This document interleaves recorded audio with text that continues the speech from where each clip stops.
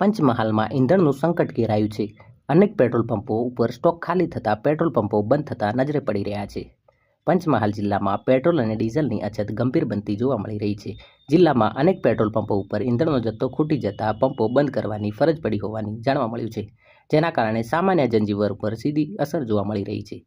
જિલ્લાના જે પેટ્રોલ પંપો હાલ કાર્યરત છે ત્યાં વહેલી સવારથી જ વાહનોની લાંબી કતારો જોવા મળી રહી છે. ઈંધણ મેળવવા લોકો કલાકો સુધી રાહ જોતા નજરે પડ્યા હતા.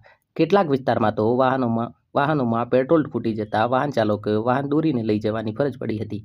આ પરિસ્થિતિના કારણે ઓફિસ જતા કર્મચારીઓ, ખેડૂતો, વિદ્યાર્થીઓ તેમજ દૈનિક કામકાજ માટે વાહન પર નિર્ભર લોકો ભારે મુશ્કેલીમાં મુકાયા છે.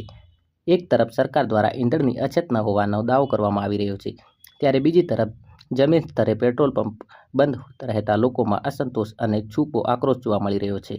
સ્થાનિકોમાં ચર્ચા કે જો તાત્કાલિક પૂરતો ઈંધણ પુરવઠો શરૂ નહીં થાય તો આગામી દિવસોમાં સ્થિતિ વધુ ગંભીર બનવાની શક્યતા છે.